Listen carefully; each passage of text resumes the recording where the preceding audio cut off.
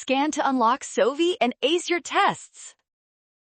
Material exchange depends on shape efficiency, and this quick one is all about spotting which solid gives the best surface area to volume advantage.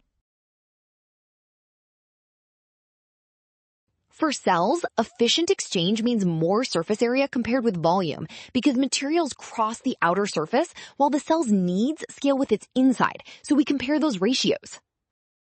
Since every option is built to match the same widest width and the same height, the deciding move is using the table's dimensions to calculate each shape's surface area to volume ratio.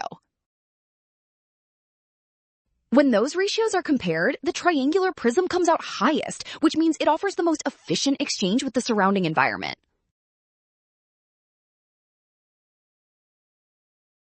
Well done! Option B is correct. Scan now, don't rush signs or shortcuts. Trust the given measurements and check each step before choosing.